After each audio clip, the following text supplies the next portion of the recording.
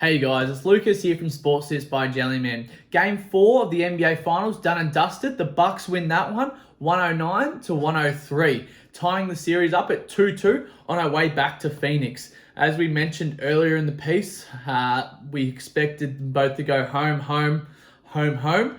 Series doesn't start until someone wins on the road. So we'll see how the next two games go, and potentially if the Suns can wrap it up in 6, or do the Bucks spread it out to 7, or do the Bucks win on the road and then win at home?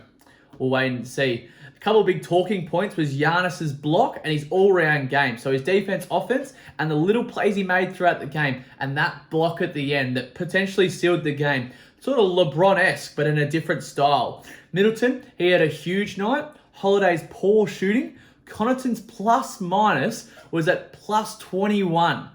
The biggest for the Bucks. So I think Giannis was about +1 and Middleton was about +10, but Pat Connaughton was the difference in this one. So that little X factor coming off the bench playing big minutes.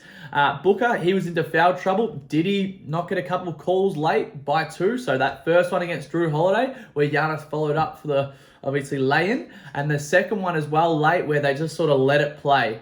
Paul's turnovers and poor shooting was a key one.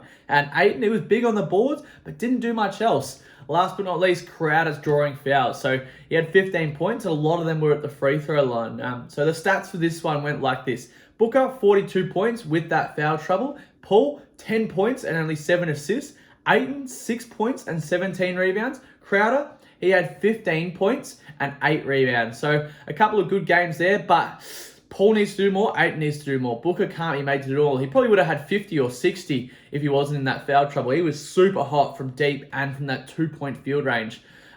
Moving on to the Bucks. So Giannis, 26, 14, and 8 assists. So the big one there is that 8 assists. Obviously, they created the Giannis wall, and he was able to get around that, pass it out to Connaughton and Middleton.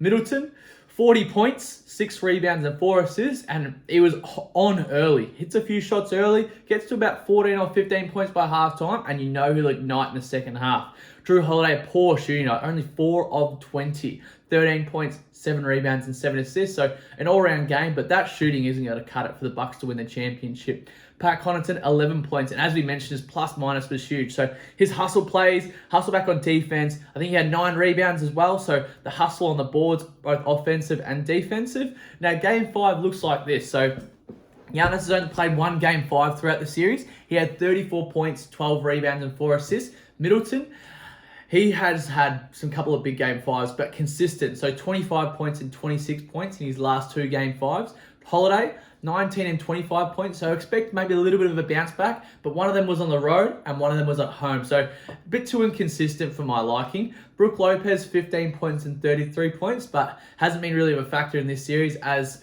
they've gone with Giannis at center a lot more. And then for the Suns, Booker, 30 points and 30 points in his 2 Game 5. So we expect another big game from him, especially at home. Ayton, only 8 points and 10 points. So he sort of dies off towards the back end of the series because I guess teams figure out what he's doing, as well as not really a couple big games on the boards in his last 2 Game 5s. And Chris Paul, 20.2 points and 8 assists. And Paul, 9 points and 6 assists. Now, this one was close, and the Bucks only actually led and covered their spread in the last 19 seconds of the game. So the Suns were up for most of the game and finding a way to win, and that's on the back of Chris Paul not shooting well and DeAndre Ayton hardly scoring. So they had some consistent scorers. Payne chipped in when he needed to, but the big key was Booker there. So our predictions for Game 5 are like this. The Suns will take another one at home.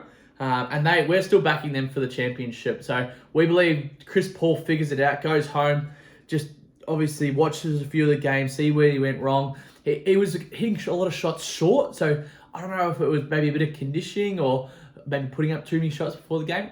Who knows? But we expect him to bounce back in Game 5. Booker will have another huge game.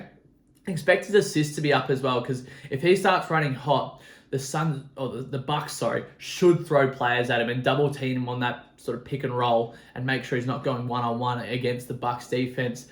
Expect another good game out of Giannis. Now, I don't know how he'll go on the road at the free throw line, so he's been good at home at the free throw line. Obviously 13 to 17 in Game 3, but only 4 of 8 last game. And Middleton, expect another big game from him. He sort of heats up towards the back end of the series, so we expect another good one from him. And the key one in this one, look at Crowder's points over, because he's obviously been good for them throughout the whole series. And on the road, it doesn't affect him. So watch out for that one.